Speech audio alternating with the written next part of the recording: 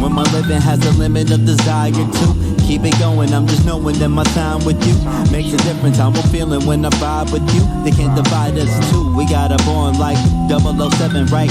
Even on Devil's Night, you show me what the heavens like. Go ahead and spread your light, though I can barely see. I know you're there with me, my personal therapy. Some days I wish I was more like you. Your certainty, your attitude. Keep doing what you're doing, I ain't mad at you. I'm just wishing that I had that too. Some days I wish I was more like you. Your certainty, your attitude. Keep doing what you're doing, I ain't mad at you. Just to know you, I'm glad I do. I want you to view yourself the way you see me. When you're feeling alone, I'll be a sanctuary, yeah. I want you to view yourself the way you see me. When you're feeling alone, I'll be a sanctuary. You inspire me, look at you crazy when you tell me you admire me. Not an example for anybody to try to be. We'll call you bluff, but I know you wouldn't lie to me. Just a surprise to me, we got a bond tight, no one can come between. I have respect for you, you have your love for me, and that's enough for me. All I need to get by, let me be the method to your Mary J. Blige. So many times I felt defeated, you always know the right thing to say for when I need it. I wanna do the same thing for you to keep it even. You can call me anytime, you don't ever need a reason. I'm right here with you, never could forget you. All the things that we've been through, everything we went through, hey, none of it was simple, but I'm right here with you. Some days I wish I was more like you. Your certainty, your attitude. Keep doing what you're doing, I ain't mad at you.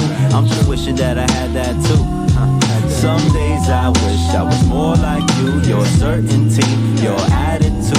Keep doing what you're doing, I ain't mad at you. Just to know you, I'm glad I do. I want you to view yourself the way you see me. When you're feeling alone, I'll be a sanctuary, yeah. I want you to view yourself the way you see me. When you're feeling alone, I'll be a sanctuary.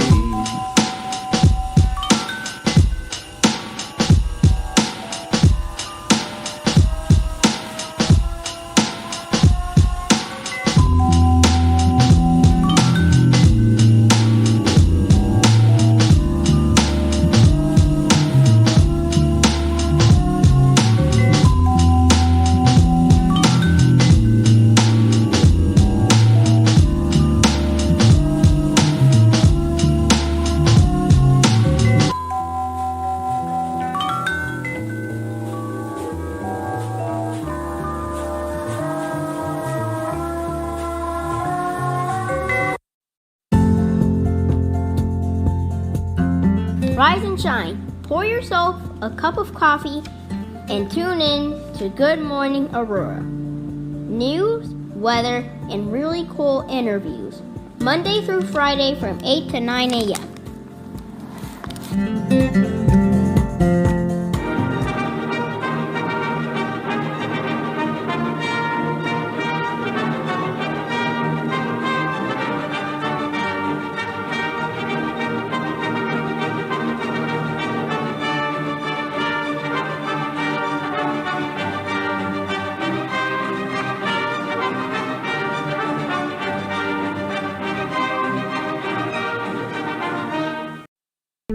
Good morning, Aurora. Good morning, Aurora. Good morning, Aurora. Good morning, Aurora.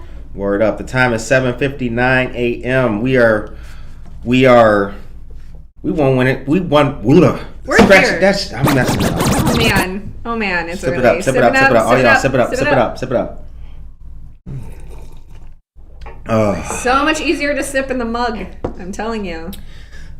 We are 1 minute early. Now it's 8 o'clock, but that's because we're woke, we're motivated, and we are ready. We are crushing the day. And by we, I am taking ownership of all y'all crushing the We day. hope that you guys are Just doing here. good this morning. Good morning to you guys. This is another episode, excuse me, of Jenettesplaining on Good Morning Aurora, second largest city's first daily news podcast. Tracy Duran, what's good? Greg Ellsbury, Cheryl Brownell, Ben Geller. Look at all of you. And look at that. We're early, and so's everybody else. Yes. We're digging it. It's like rainy and grossed out, and yet this city is ready to go. Norma Peterson. That's right. Word up. Class. Okay. Great live audience.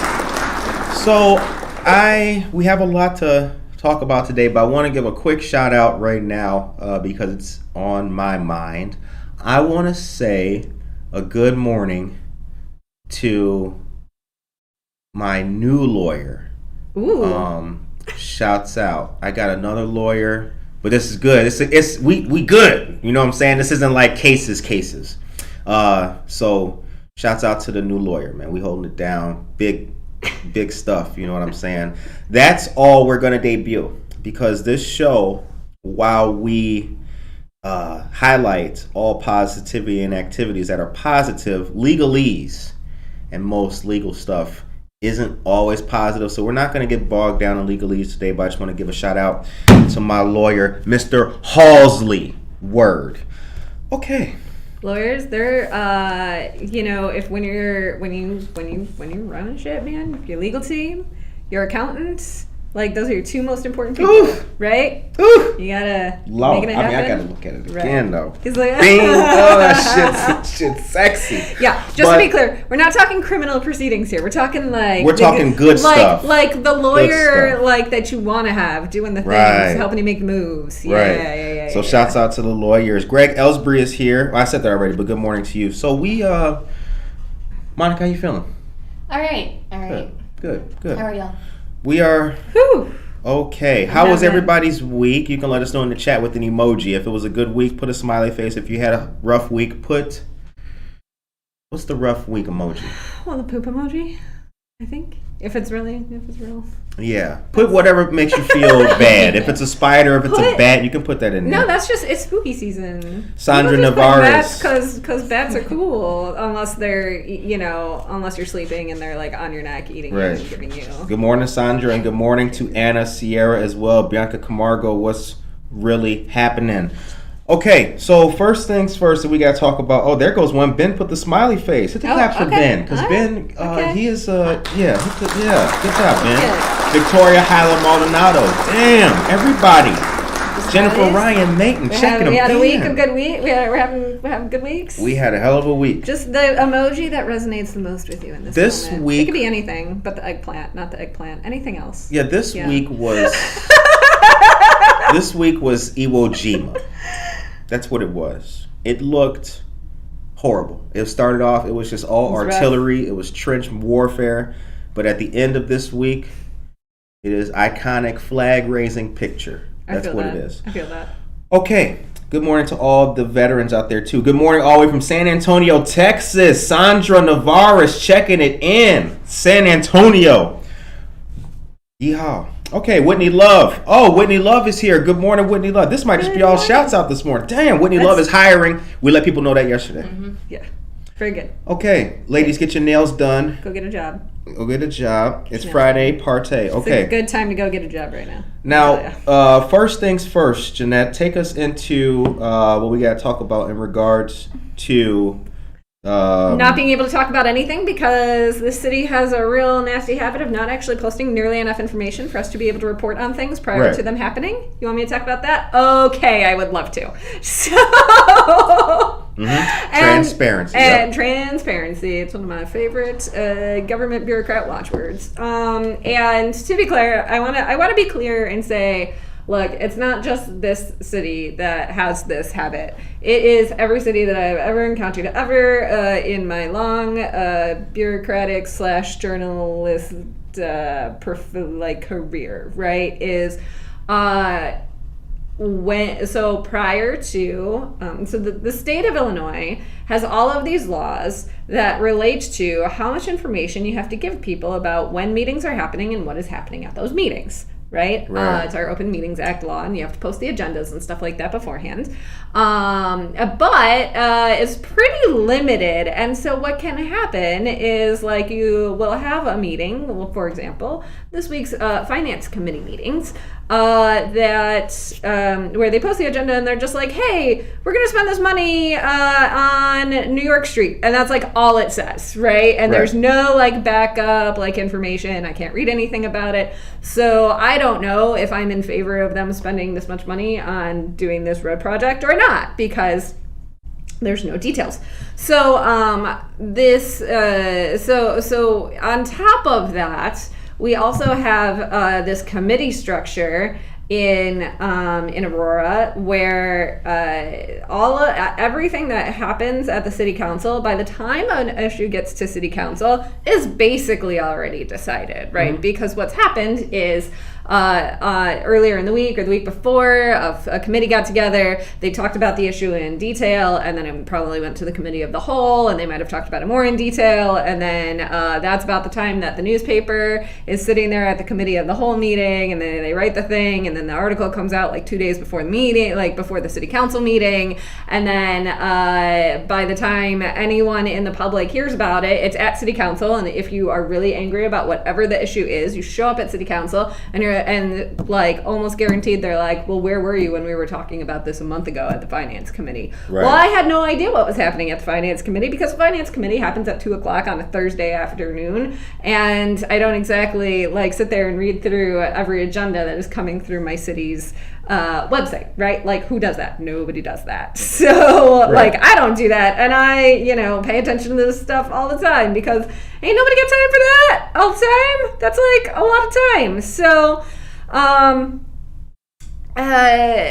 so on top of that, we have this committee meeting that we like. What used to make it more transparent was actually the pandemic. If there was one thing good to come out of the pandemic, aside from work from home, which was the best thing ever, in my humble opinion, if you were a work from home type person, the other thing that came out of it as bureaucrat was we started live streaming all the meetings, right? So you could sit at home and watch the meetings.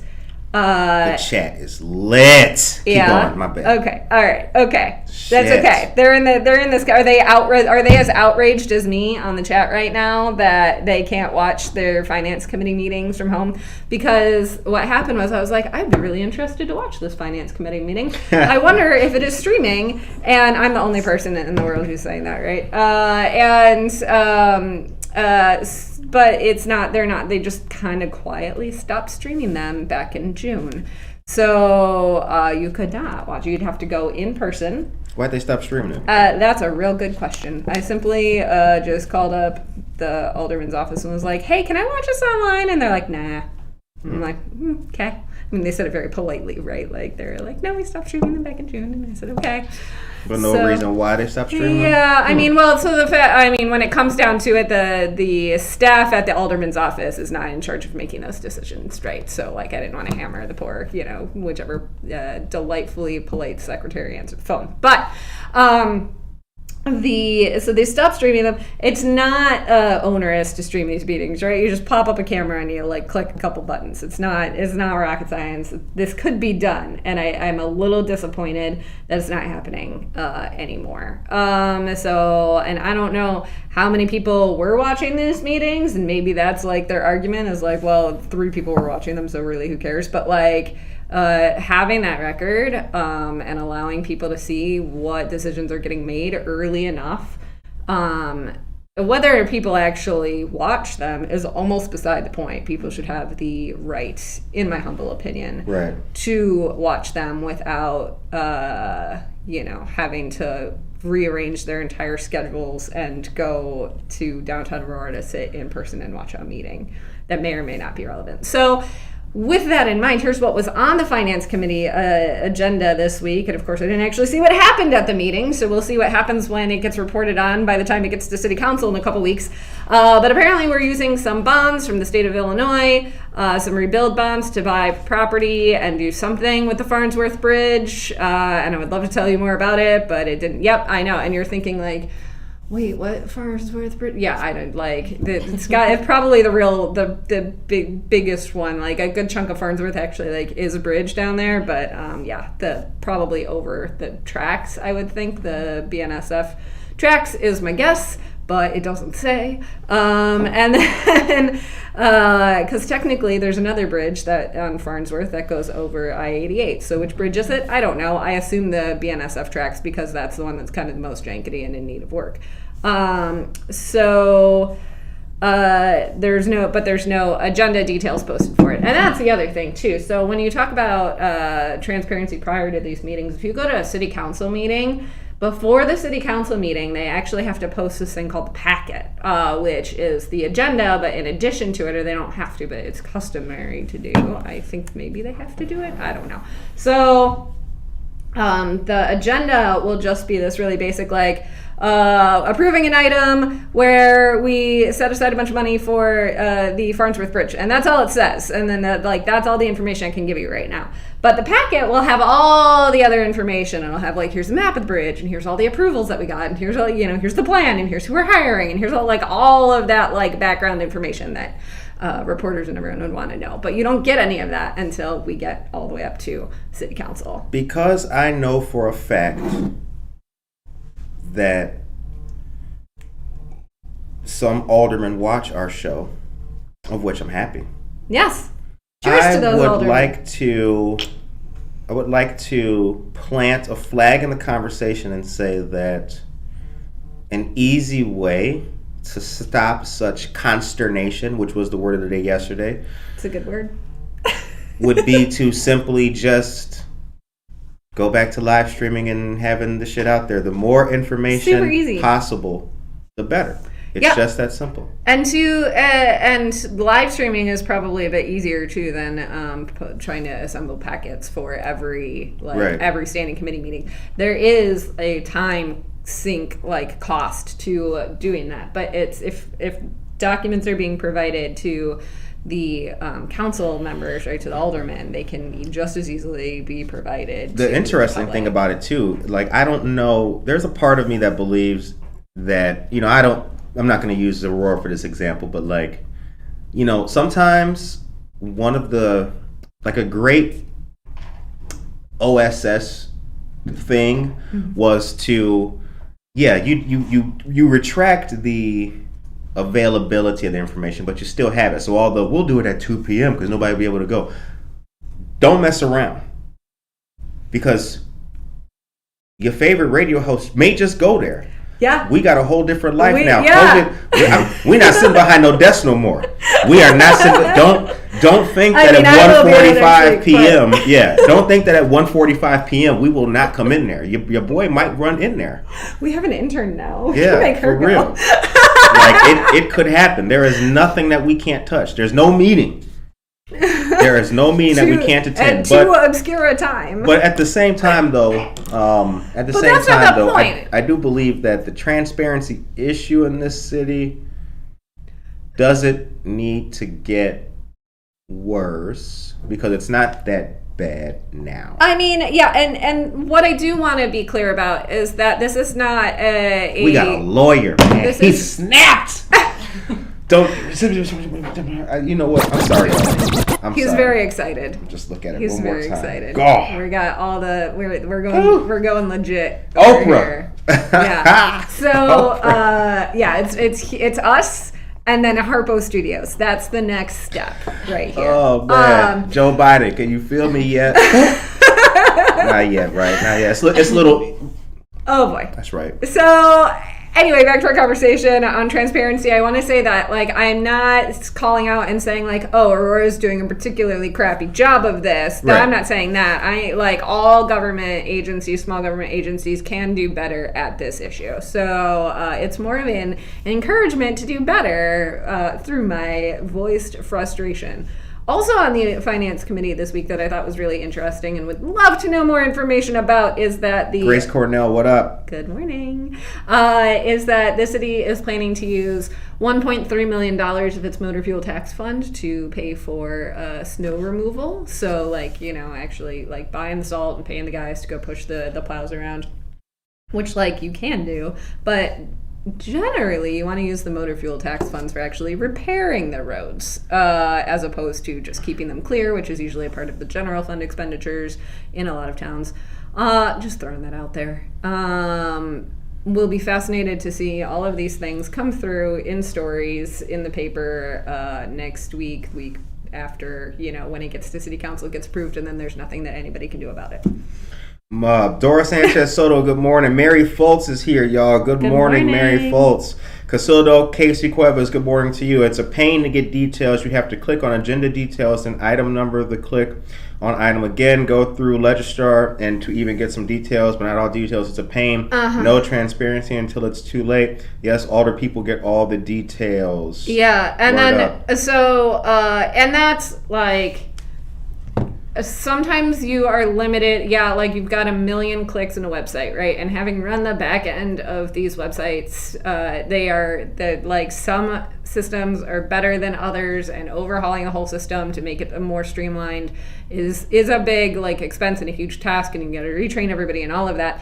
All I'm asking for is at least put it there. If I got to click 5 times through, I can click 5 times through, right? But just make it put it there so that I can click all the way through.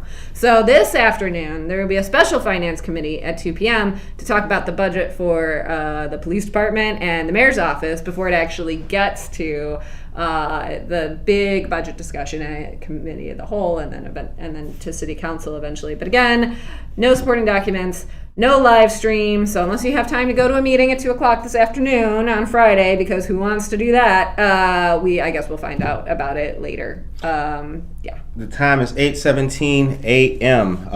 Monica, if you would be so kind, take us to a commercial and give us a couple of the local joints. Do it. And by local joints, I mean news.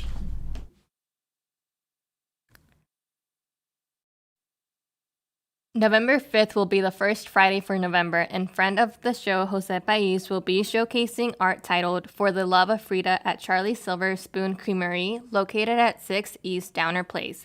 Shout out to our friend Josue and to Charlie's Creamery. The flyer will be shared on our social media. Tomorrow, Saturday, October 30th, from 4 p.m. to 8 p.m., there will be a great and spooky Halloween party taking place at McCarty Mills, 140 South River Street.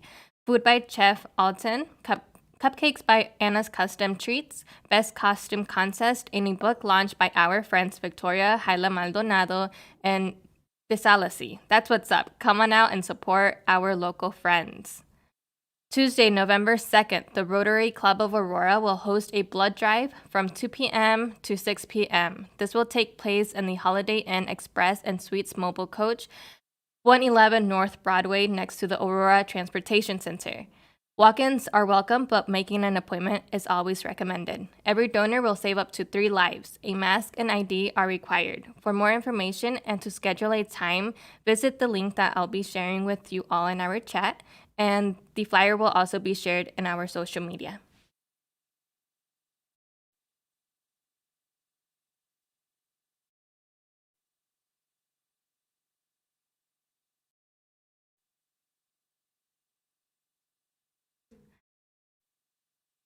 Alrighty, so we have our YouTube channel, so I will be posting that link on our chat, so go ahead and subscribe and follow or whatever you do on YouTube. We also have Facebook and Instagram. Good Morning Aurora should be our name. on our social media. Oh yeah, word up. It is now officially. Word up. Yeah.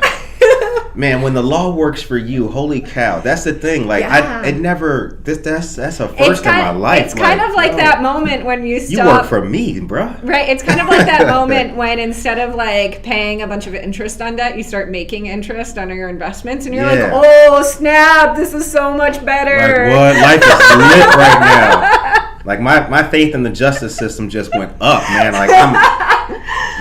America. Okay. All right. So what's next? What do we got?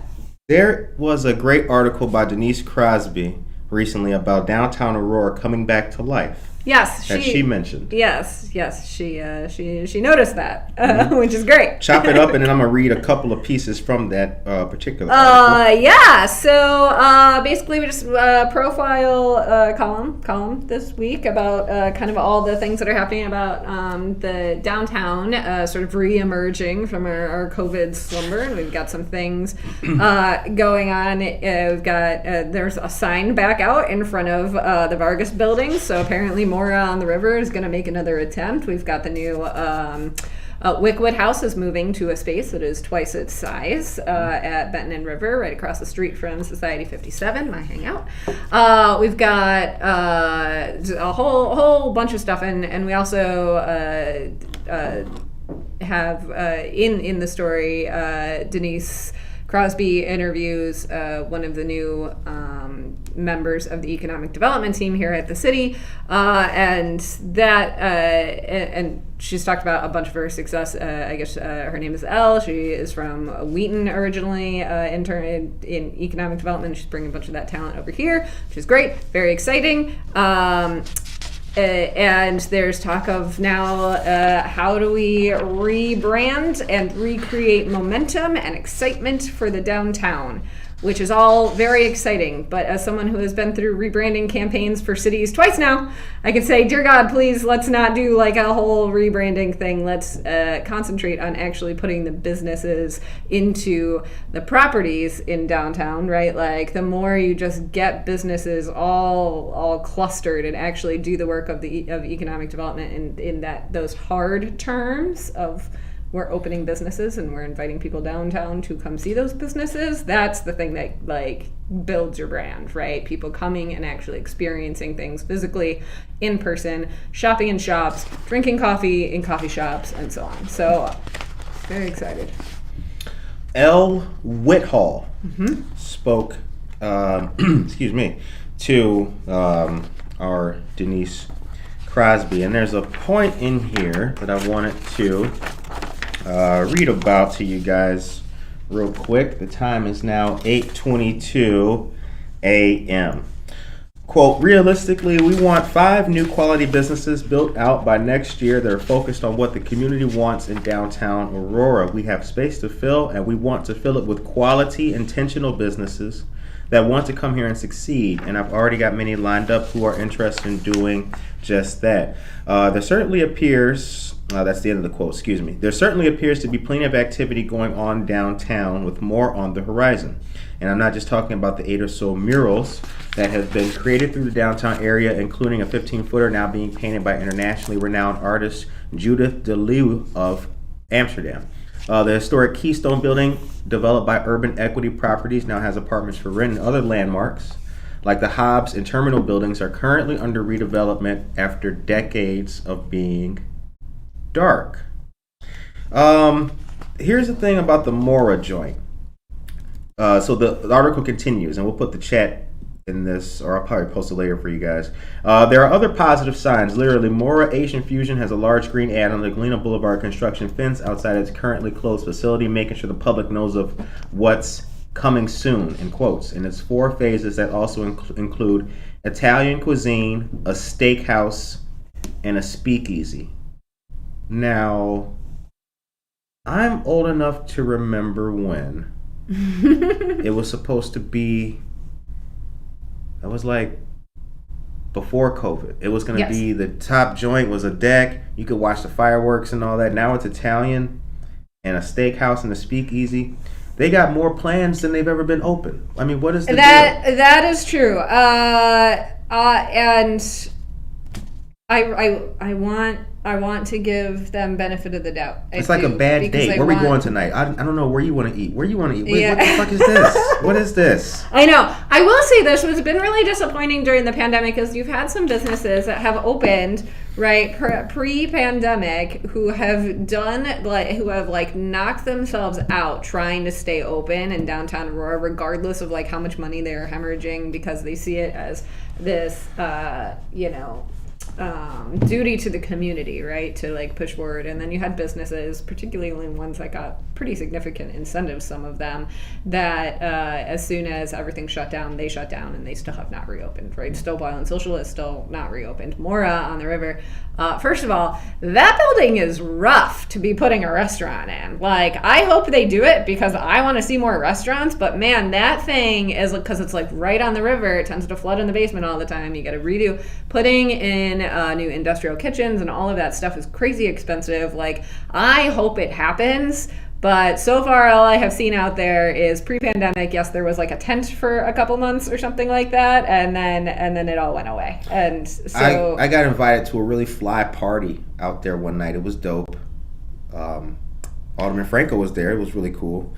I don't want to talk smack because I want to see it happen, but also like it just seems are like we doing this or what? I mean, they got people. They got mad people. How is it that all the big joints that got all this PPP money to the tunes of hundreds of thousands to the low millions, and we're talking on the national scale here, they're right? closed. Yeah. And yet, people are making tacos in their jeans and getting them off on the. That is just crazy to me. Yeah, there's some element of it too. And look, I've never been like a business owner on such a big scale where like I've actually like owned or rented a property and all of that stuff, right? Like it's a beast, and anybody who is attempting to do it is like impressive in my mind, right? Mm-hmm. But sometimes certain businesses lend themselves more to being able to stay open than others do, right? So if your entire business model is built around the Paramount experience, right? Like it's a little bit different than the taco shop that you run into, where you can probably run it on just a couple of people, as opposed to like, you've got a really big restaurant, right? You're not running that on two people because you have your wait staff and you have your server staff or your wait staff, and you've got your like entire like chef staff, cook staff in back, and then you've got your hosts and like your managers and all of that. Like it's a bigger operation. You can't really slim that down and create. I would have been having steak bites on toothpicks outside. Anybody, what y'all want? What you want? You want a little cracked pepper on top of that, my man? Yeah, $5. So my basic argument is that some businesses are a little bit more scalable than others, but I definitely share in this, like, are you serious? Your business got an awful lot of money from this city. Like, I would really like to see it open now, please, thank you. We're not, and again, it's not hate. It's not, no. Shouts out. I really want to see these places succeed. Shouts all the way out. But I'm kind of like, okay, succeed already. Let's go. Yeah. Open back up. It just is crazy. People who didn't get money, still open. Some of them, yeah. People who got money, still closed. That's just... It's not universal. There are definitely some businesses that are. I bet if we would have gave Greg Ellsbury $2.3 million and told him to do something with it, he would have had... It would have been disco fever. Yeah, so it's not universal because there are so many businesses that are open that did get stimulus money from a variety of sources, and vice versa. Some that closed that got money and all of that, right? But I would say it's not a great look at this point. Like, the Paramount has reopened. Like, if your business model is built around that, like, let's go. What's happening? But here's the good thing, and you guys know that one of the many purposes of this show is for you to be able to read between the lines and decipher. That's the word of the day, decipher. To be able to decipher what is legitimate and what is not. So it goes on. While much will depend on the ability to hire enough staff for this seasonal kitchen and steakhouse, labor shortage is an industry-wide problem. Owner Amy Morton is targeting the day after Thanksgiving for a brand new start. So there it is, ladies and gentlemen. Black Friday. The day after Thanksgiving is on. Y'all can be out there with $20 martinis and all of that. Fancy. Super fancy. Yeah, as a vegetarian, I don't eat a lot of steaks, so I have not. I said martini. I know, but I'm saying, so like, but a steakhouse in general, like, it hasn't been a huge draw, but I would go for the ridiculously overpriced martini. Because if it's good, right? Like, I am willing to drop way more money than anyone should drop on alcohol if it's, like, really a good experience. I'll be at Tavern on Broadway or McCarty Mills. Man. If you want the fly drinks in town. I mean, I don't know about y'all. Well, so y'all do what you want have to you do. have you been to the French 75 yet? Oh, hold on a second. Scratch it cocktail up. spot. Oh yeah, I did. You know what? We're gonna do that. Real quick. Can you take us into some breaking news, please? Dun, dun, dun, dun, dun, dun, Yeah. dun. I thought this was too loud. Like, oh god. All right. Errol MC Itland, good morning. Jen Mendoza's here, and I want to say congratulations to Jen Mendoza and the genesis, the inception, not the word of the day, the beginning. Decipher. Last night was the charter night for the Greater Fox Valley Area Kiwanis Club. So we can clap for that. Shouts out, big props and all that kind of stuff. That is what's up. Keep up the good work, Jen Mendoza. Greg Ellsbury says disco duck and mimosas. I like that. I like that. They were like, damn, they're having fun in there. What's the name of that part?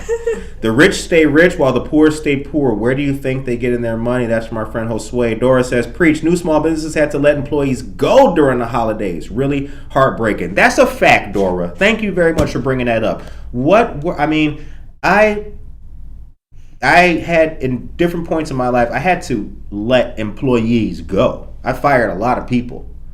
But I never had to fire an employee on a holiday because said business was not doing good or Yeah, because of the there's a difference. That's a tough pill to swallow. Yeah, there's a big difference between someone's like not cutting it, right? Like they're not pulling like this job maybe just isn't for them, right? And having to let someone go who's a good employee. Who, yeah. Right. I remember I fired this girl one time for stealing. I'm watching her on the camera. Fair enough. Right? Watch her on the camera, and she's like, me? And it's like, I can't tell her. I was like, come on, it's in your little McDonald's purse. Okay, so the time is now 8:32 a.m. You're listening to and watching Good Morning Aurora, the second largest city's first daily news podcast. This is another episode of Jenettesplaining. The word of the day is decipher, and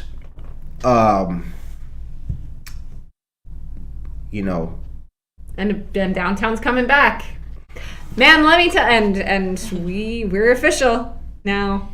When the law works for you, it just feels it's just a whole different Okay, let's move on. So I want to plug in real quick that friend of the show and friends of the show, the Aurora American Legion Post 84, the Roosevelt Post, Commander Mike Ekberg, who's a Navy veteran, just celebrated a birthday, is a Vietnam-era veteran. They have initiated new programs to help veterans. It's called peer support. The idea of it is that those with similar life experiences can help those transitioning from military service to a smoother transition here in life, and also those who may be dealing with other issues such as PTSD or emotional issues can have likewise peer support from fellow veterans and some active duty participants. There is an article that was posted. I don't have it today, but I'll make a post about that for you guys later on. The Aurora American Legion Post number 84 meets at 1 East Benton Street, which is the old Aurora Public Library. That's their headquarters. The Aurora American Legion Post 84 was named after, the Roosevelt was named after Teddy Roosevelt's son, who was killed in action flying over the Eastern Front in World War I. That is your history lesson for the day. The time is now 8:34 a.m. Okay. So trick-or-treating. Oh, no, hold on. Vapes. We could do trick-or-treating. Yeah, let's do vapes. Let's trick-or-treating. What's up? We'll come back to vapes. Yeah, y'all going trick-or-treating. Different treats for different age groups. Yeah, don't put no vapes in. Don't do that. Yeah, okay. Remember when we were kids? Here's some cigarettes, kid. Don't do that. Yeah. Remember when we were kids and people were gonna put drugs and kids trick or treat? No, drugs are very expensive. No one's gonna just give that to a kid. Right. Are you kidding me? Right. 4 grams? Are you serious? Yeah, have candy. That is, Tootsie Rolls are way cheaper. Right. Right? Like, who is doing that? All right. So Halloween is going on. There's a number of events that are going to be held coming up to celebrate Halloween in downtown Aurora. Mm-hmm. So you are not just limited to trick-or-treating on Sunday. You have options. Today, the free Monster Mash Bash is going to be held for students in 6th through 12th grade from 2:45 to 6 p.m. at Alive Center on 78 South LaSalle Street. Gabriel Bradford, what's up? Addie Rubio, what's happening? And fellow Rotarian, come on. There we go. I mean, yo, you know what? Oh, he's got big I'm feels outta here. today, guys. No, I'm just playing. Big feels. All right, yeah. And Casey Chitwood, good morning to all of you guys. No registrations required for that. Costumes are encouraged but not required. The Monster Mash Bash will also include pumpkin painting, a caramel apple bar. Damn. Whoa, I kind of want to go to this now. Wait, is there an real. age limit on this? Yeah. They'll be like, how old are you, sir? I'm 4. I got Benjamin Button syndrome. Yep. On Saturday there's a lot going on. Trick-or-treating will be held from 1 to 3 p.m. Let me repeat. Trick-or-treating is going to be held from 1 to 3 p.m. at participating downtown merchants. This is Saturday. Yep. Saturday. The event hosted by the Aurora Downtown Group will feature dozens of participating businesses. This event is free and open to all ages. Costumes are required for treats. There is a map of participating businesses as well. From 11 a.m. to 1 p.m., the Alive Center is going to host Pet Parade from 11 a.m. to 1 p.m., and the event will include free hot dogs, food vendors, pet treats, tattoos, art activities, a petting zoo, a pumpkin decorating contest, a photo booth, costume contest, face painting, and more. Word up. So that's a whole bunch of things. And then from 5 p.m. to midnight, the Halloween Phantom of the Opera Masquerade Party will be held at French 75 Gallery. The event is for those who are 21 years and older. The cost is $40 per person, and that includes 1 drink and hors d'oeuvres. Mm-hmm. Sexy. I do like To reserve a spot, call 630-340-5675. That number again is 630-340-5675. The time is now 8:37 a.m. So, and then actual trick-or-treating, like out in the neighborhoods and all that, is what, 4 to 7? 4 to 7 on Sunday. So, question for the chat, folks, because I feel like we have touched on 2 very important issues here. One is, what's the cutoff date? Like, what's the cutoff age for trick-or-treaters? Like, when do you stop giving out candy? Like, if I show up at your door and I'm wearing a costume, do I get candy? Is very important, very important. Also, if you would like to brag about if you are handing out particularly good candy this year, put it in the chat, right? Because like everybody goes to Downer Place, but there are more neighborhoods in this town than Downer Place to go trick-or-treating. So if your neighborhood like brings it, like let us know. Let us know in the chat so we can take the kiddos to various spots. I will put on a costume. You can give me candy. It will be great. Also, are you a costume requiring household? Like if a little kid shows up and he's not, I mean, I assume that kid didn't come, but like, you know, some people are like way more like stingy, I feel like you got to really bring it with the costumes. So I want to know where am I going? Who's bringing the good candy? How can a 30-some-year-old person trick or treat at your house? I put it in the chat. I think that we. What are your feelings? My feelings are, because I never get trick or treaters in my neighborhood, so it doesn't matter, right? I don't know if anybody ever comes to your door. No one ever comes to my door. You know, one of the things about trick-or-treating is that after a while, I just leave the candy out there. I'm not really tripping. I'm not, you know, if you're 20 and you want a Snickers bar, just go ahead. But it's fine. It's really fine. The biggest thing for me is that you only get the prescribed amount. Yeah. Like you're not doing the whole handful joint. You're not, yeah. Yeah. But at the same time, though, once it gets towards the end, I just leave the candy out there. Yeah.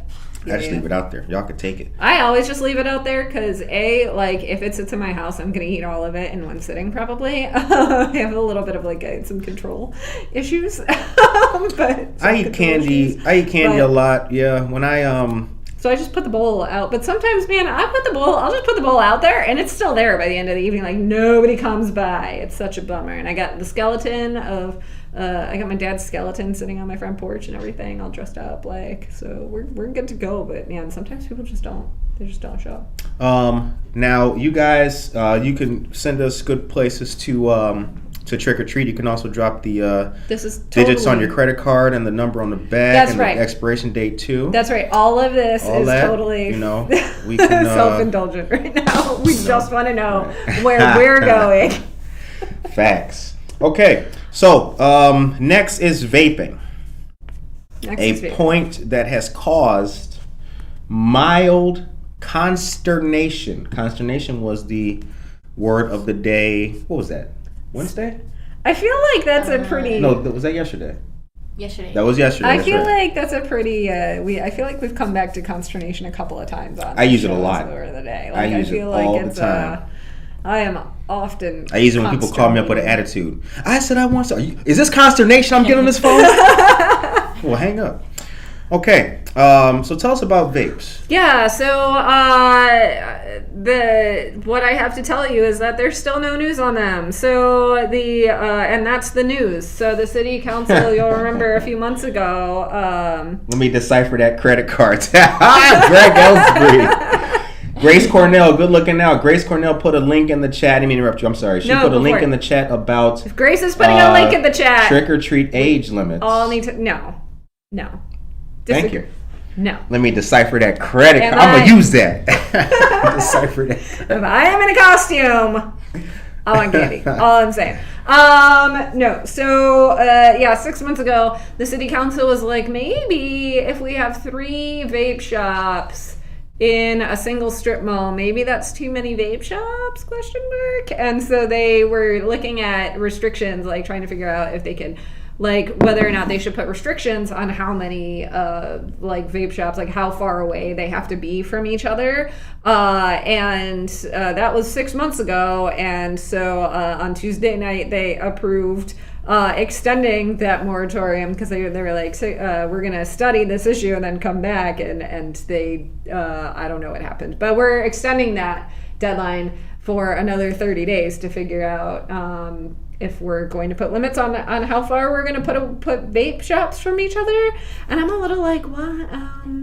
I'm first of all, like there's a healthy debate that could be had over whether or not cities should be limiting quote unquote free enterprise, right? Like if you think that you can make money as a business owner with running a vape shop right next door to another vape shop, I mean, I guess I sort of question your business acumen, but also if you think you can do it, like you have that right, generally speaking, in our, to put up your business to put your mattress store across the street from another mattress store. That's allowed, even if it's also your mattress store, whatever. But generally in Aurora and in many cities, we put zoning limits on how many certain stores or how far you have to be from other stores of the same kind if they're particularly stores that we just don't want to see that much of. So like video gambling, right? Like the old ladies go play in the slot machines and eat their little sandwiches and have drinks, or marijuana dispensaries, or like currency exchanges / payday loan stores, right? Like we just don't want to see that many of them, so we put limits on them. So I don't know. In Aurora, typically those stores have to be a half mile away from each other.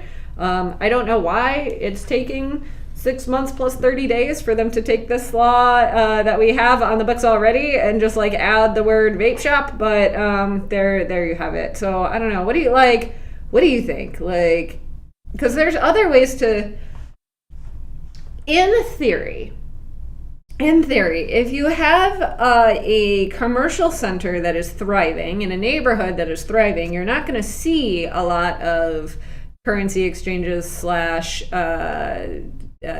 payday loan stores / vape shops / like kind of dingy liquor stores, right? Because if you're in a healthy commercial center, the rents are a little bit higher, like the folks are making more money, they're not the target businesses.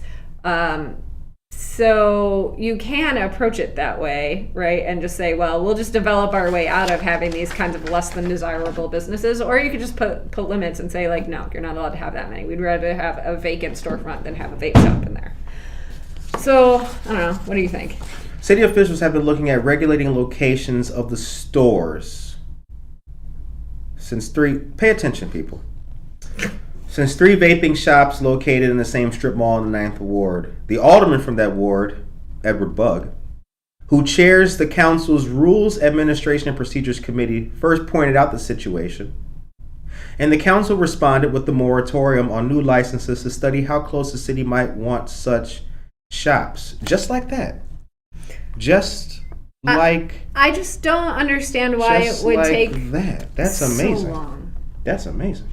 Anyway, Alderman on the RAP committee voted last week to hold the location question for 2 weeks at the committee. You know why it is? I'll tell you why it is. Listen. Aurora, this is not in the article, people. Aurora is a town that still has and maintains an old Mayberry taboo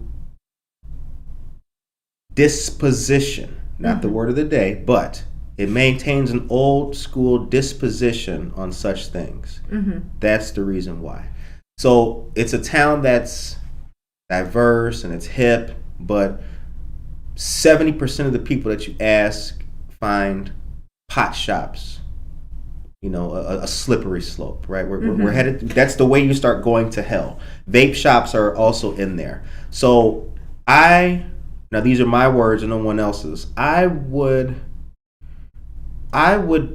bet my last dollar that Alderman Bugg's constituency probably does not want to see any vape shops forever.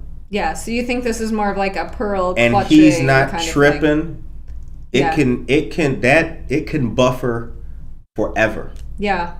And ever and ever. Like you think they're just going to let this moratorium go on forever and never actually make a decision. Look at the bird. Look at the bird. This is some. Yeah. Yeah. That's all it is. So like just make a decision, right? Just either put the rule in or no. Right. Yeah. Exactly. Yeah. Just put the rule in or don't. But I'm saying that's don't territory. Right. That's don't. If we can just have the moratorium go like forever, then we don't have any new vape shops come in, right? As opposed to putting a limit on and saying, well, they have to be half a mile away from each other. Hey, look, I lost. Where was that piece of paper? What's it called? Vape shops? Oh man, you know what? We're gonna have to extend this conversation. Just, come on. Yeah. That's the thing. That's why I'm so happy today. Because that's how they do you in court. Right? You come back 6 months. You paid your lawyer X amount of money. For what?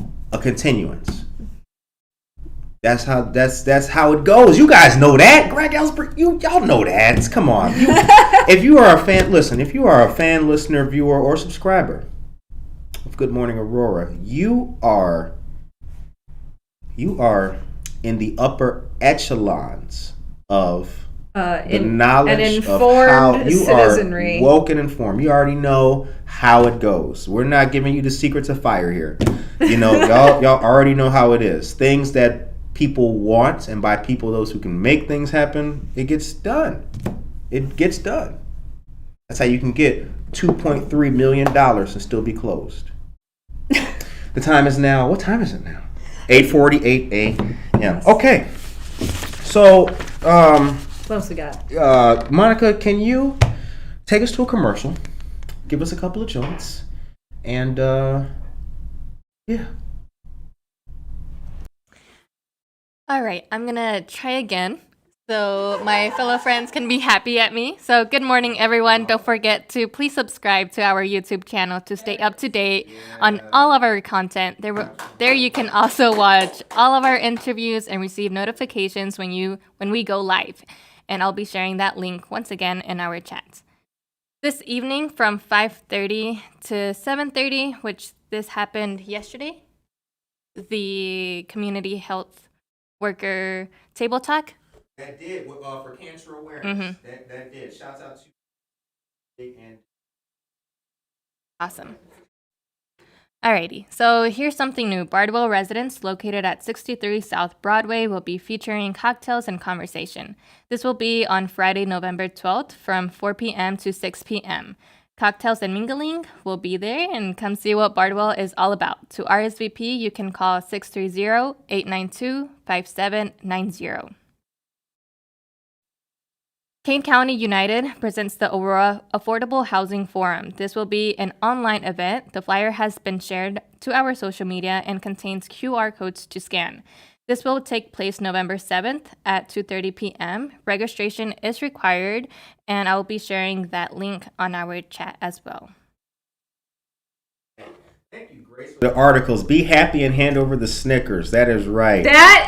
I like word. That. Like just like trick or treating is actually one of my favorite things on the calendar every year, because we live in a society where nobody knows their neighbors anymore, where everybody is like worried about themselves, right? And fair enough, because capitalism does not bring out our best and most cooperative side. And yet, once a year, we decide that randomly you or your kids can just go randomly knocking on neighbors' doors, and instead of being like, "What do you want, kid?" you're greeted by an adult who's like, "Here, have candy. You're so adorable. Like, check out that cool costume." And people decorate, and they do all. It's just very nice. It's the best of our thing. It like annual, yeah. Cause like Thanksgiving's great, but like you're gathering around the table with the people who are obligated to be nice to you, right? Because they're your family, and you're all supposed to get together and be nice. But there's like this sense of obligation to it, because they're like people that you're supposed to like care about. But like with Halloween, with the trick or treating, it's like random stranger, here, enjoy this thing, and I just love that. Yeah, Thanksgiving's coming up right around the corner, you guys. So get ready for that. Get ready for except I think that I think every family that was going to be tore asunder by the political atmosphere has already done that, and everyone's Thanksgivings are going to just be a lot smaller this year, because your crazy Uncle Bob is just not, like, you all just aren't going to be at the same table, right? How's the turkey, Uncle Jim? It was fine if the Democrats didn't stop the steal, and Right. I think that wasn't no insurrection. I think that was all last year, and none of that is happening this year. Maria right? Chorito, good morning to you. On that faction of their families. All of you wonderful, wonderful people out there. Happy to see all you guys. Okay, right. Moving on with the TIF. We can talk TIF with districts? the news for the day. Yes, go ahead. All right, let's talk TIF districts. So the city just voted to close the downtown TIF district, and you're like, "What's a downtown TIF district?" And I'm glad you asked. We've talked about TIFs before, so. TIF is an acronym that means tax increment financing, and it's basically this tool that is either a really excellent tool when used properly for bringing development to blighted areas or areas that might otherwise become blighted, or it can be used to provide massive tax incentives for your politically connected developer friends. Either one, and it can really go either way. I've seen them go both ways. But in downtown, we established a TIF. In downtown Aurora, we established a TIF district back in 1986. And TIF districts, the way that they work is you basically the people, the developers in the TIF districts, so they pay the same amount. They pay all their taxes on the property as they develop the property, and the property gets to be worth more money over time as you develop it. But the same amount of tax money goes into all the city coffers and all of the different taxing bodies like the school districts and libraries and things like that. And then you create this additional tax increment, right? Because your property values went up, and then that money gets kind of funneled back into the redevelopment of the area. So it makes the area, it gives them some additional funding opportunities to bring more development to a specific district or area. In the case of downtown, it's basically all of Fenton North. So what the city has done is taken a different tack. So we established this TIF district back in 1986, and now we're letting it close. But instead, what we've done is established all of these mini TIF districts, which is really kind of a new strategy around here, where the TIF district, instead of being the entire downtown and everybody who lives everybody who tries to develop in the downtown has access to all of these incentives, and also all of the tax money gets diverted to these development projects. The mini TIF districts will be like a single building or a single block. So different strategy.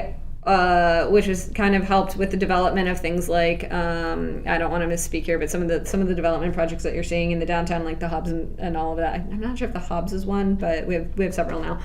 But what I want to talk about is the closing of this previous TIF district, which and talk about whether or not this thing was actually worth it, because what happens is when you build these TIF districts, the amount of property tax that goes to your different taxing bodies, so the amount of property tax that goes to your library, that goes to your schools, that all stays flat for like decades, because while the rest of the money, tax money that is generated in the neighborhood gets funneled back into development. So in 1986, when this thing was opened, all of downtown, like all of the properties in downtown, were valued at $5.71 million. So you could buy everything in downtown for just shy of $6 million. So now, man, I would have pulled him on shit. Right, just make it rain, right? So now, like, what street is this? Curtis Street. So now the downtown is worth $23.91 million, or about $24 million. So it's a 319% increase in value, which sounds huge, right? It sounds like a lot of money. Like, oh my God, this thing was very successful. Look at how much money that we like how much development has gone into the downtown over this time, like in terms of property values. Kind of, except that on average in the U.S., housing value, like property values for like people's average home values went up by 311%. So because like property in this country has just continued to like go up by like leaps and bounds. Now, yes, I know commercial property and home values are not the same thing, but I just had to pull like an easy number to kind of give you like a sense of scale, right? Like property goes up a lot, and so this TIF district beat that average by a couple percentage points, but not like a huge, like crazy amount. So it's sort of like the question is, did this TIF district and keeping this money that might have otherwise gone to the school districts, did it actually, and the libraries and all of that, did it actually do anything in terms of really developing the downtown? And that's kind of like question marks, because on the one hand, people would say, look, this probably all would have developed without any of these incentives for rebuilding these buildings. But also, the other side would say maybe none of this would have happened, and maybe the downtown would have continued to crumble and deteriorate, and it would just be completely blighted and sad looking, and nobody would be going to downtown Aurora like they did not go to downtown Aurora back in 1986. It's hard to tell because one of the things that's sort of missing from all the documentation around the closing of the TIF district in the city's, in their packet for their meeting was any of the projects that benefited from the TIF money. Like, there's no list of like, we gave an incentive of this much money to this building and that sort of thing, which is a little bit of a bummer because I would have really liked to see how, like, where sort of how all this money shook out. Like, did it all go into building these beautiful rain gardens and things in downtown Aurora, or did it actually go into individual projects? Would love to know. But in any case, we're shifting from this shift from this one giant TIF district closing this thing to all of these little mini TIF districts that are on individual blocks means that by closing this TIF district now, the tax revenue that was going back into development is now going back into the schools and the libraries and blah, blah, blah. So the result of that will be, from now on, West Aurora will be getting another $350,000 a year in tax revenue. East Aurora will be getting another $500,000, which is great. That's the whole point of a TIF district, is if we pour money into the development of this small area for 20, 30 years, and we build a lot of value in that property, then at the end of that 20, 30 years, then we have a lot more tax money to go around to all of the different districts. So that's good. But like, whether or not this particular district actually did anything, question mark. Other TIF districts that exist in this area that you don't recognize might be like the outlet mall. So that was originally just swampland, right? And they established a TIF that allowed them to put a lot of development money back into building this outlet mall. Now the outlet mall generates an awful lot of income, which it did not generate, but prior to being marsh land before its development. So that's generally considered a very successful TIF district, unless you're a really big fan of marshes, which I am. I also am a fan of getting deals shopping, so that's fine. But yeah. The time is now 9 a.m. What were we going to say for this? And I was just going to say an example of probably a TIF district that is not maybe what it was designed to do initially. There are TIF districts that have been pretty abused on like State Street in downtown Chicago, like right along Mag Mile, like those really wealthy commercial areas, right? Where that money basically became like, these were not blighted areas that they were fixing. So that's an example of this TIF district was basically designed to put more money back into the developer, into the developer's pocket, rather than actually building up the neighborhood. So I see. Yes. TIF districts are challenging. We hope that you all enjoyed the show today. I hope that you guys have a blessed and a fun weekend. I hope that you enjoy trick-or-treating and all the activities that are taking place in our wonderful city this weekend. Don't forget to support the Alive Center and all of their activities. They have a lot of things going on coming up very soon. And I want you guys to understand that everything that we do is to the benefit of you. That rhymed.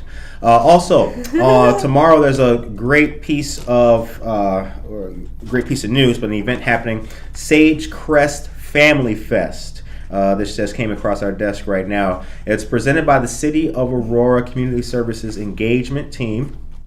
827 North Lake Street in the back parking lot from noon to 3 p.m.